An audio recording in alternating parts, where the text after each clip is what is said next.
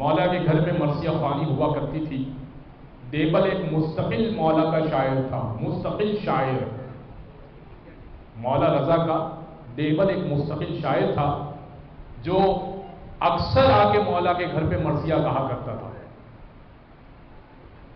اور معلوم ہے مولا ہدیہ کیا دیا کرتے تھے؟ اب ہدیے کی بات نکلی ہے تو میں عرض کروں. مولا نے جب دیبل نے پہلی محرم کو ایک مرثیہ کہا تو ابھی دیبل کہنا چاہتے تھے تو مولا نے کہا کہ اچھا شیخ عباس قمی نے اسے احسن المقال میں اس واقعے کو لکھا ہے، بغیر حوالے کے نہیں پڑھنا چاہ رہے اس بات کو. دیبل نے ابھی جیسے ہی مرثیہ کہا کہ فرزند رسول آج محرم کا چاند نمودار ہو گیا تو میں نے آپ کے جد کے لیے ایک مرثیہ کہا ہے، کہیے تو سناؤ. امام نے کہا کہ ابھی رک جاؤ. اور امام نے پردے کا انتظام کیا اپنے گھر میں برآمدے میں، اور اپنی بہنوں کو کہا کہ میرا شاعر آیا ہوا ہے تو تم بھی ذرا قریب آ جاؤ تاکہ تمہیں بھی آواز آ سکے. یہ جو لیڈیز اور جینٹس کی مجلس پردے کے ساتھ قائم ہیں، یہ مولا رضا کے گھر سے قائم ہے. میں پھر حوالہ دے چکا ہوں، دوبارہ دے رہا ہوں. احسن المقال شیخ عباس قمی بہت بڑے محدث ہیں.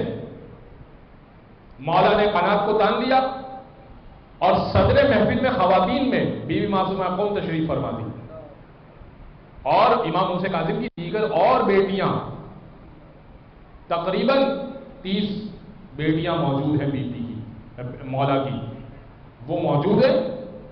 مولا کے کچھ اور اصحاب بھی آئے ہوئے ہیں. اور دیبل نے مرثیہ کہا، مرثیہ کسی اور دن سنا دوں گا میں آپ کو. دیبل نے جب مرثیہ کہہ دیا تو مولا زنان خانے کی طرف بڑھے.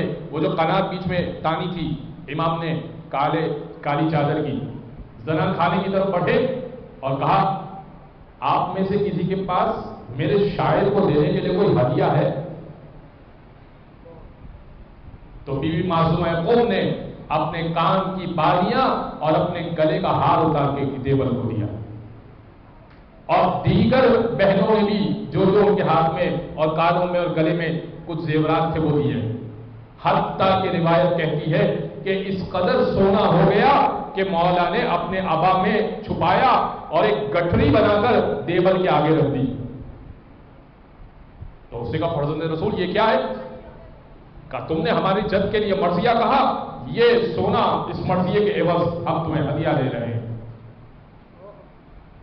ہدیہ اہل بیت کا طریقہ ہے، لیکن مانگ کے لینا یہ طریقہ نہیں ہے. جوڑا کا مانگنا نہیں ہے طریقہ، لیکن دینا اہل بیت کا طریقہ ہے. اور ایسا دیجئے کہ مانگنا نہ پڑے، ایسا دیجئے کہ مانگنا نہ پڑے. بس حضرت گرامی دیبل نے کہا فرزند رسول اس خاطر تو مرثیہ نہیں کہا رہا، اتنا ہدیہ آپ نے دے دیا مجھے. امام نے کہا کہ تمہیں کیا لگ رہا ہے کہ ہمارے جد کے لیے تم کچھ کہو اور کچھ معمولی دے دیں؟ بھائی امام حسین کے لیے کہو ہمارے جد ہیں اور کچھ معمولی دے دیں؟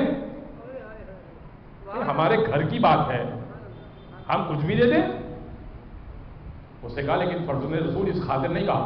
امام نے دل کا حال پڑھ لیا. امام کہنے لگے اچھا تو تم یہ سمجھ رہے ہو کہ اجر اخروی نہیں ملے گا؟ ارے یہ تو چھوٹی سی دنیا کے لیے چھوٹا سا اجر ہے، آخرت تو بہت بڑی ہے، اور آخرت میں حسین سے لے لینا. یہ تو چھوٹی سی دنیا ہے، چھوٹا سا نذرانہ ہے. تو دیبل نے کہا اچھا تو پھر ہدیہ مانگ لوں. دیبل نے کہا تو پھر مولا ہدیہ مانگ لوں. امام نے کہا کہ کہو کیا ہدیہ چاہیے؟ کہا مولا اگر اپنی قمیص دے دیں مجھے کوئی اتری بھی تو اس کا کفن میں اپنے ساتھ لے جانا چاہتا ہوں. بھائی آپ کی اتری ہوئی قمیص کا کفن پہنا ہوگا تو جسم پہ آگ تو اثر کرے گی نہیں، یہ تو طے ہے نا. دیبل نے کہا مولا اس مرثیے کے عوض آپ اپنی ایک قمیص دے دیں. امام نے کہا کہ اچھا تو وہ بھی دے دیتا ہوں. اسے کہا نہیں مولا بس دو ایک قمیض دے دیجئے، یہ سونا واپس رکھ لیجئے۔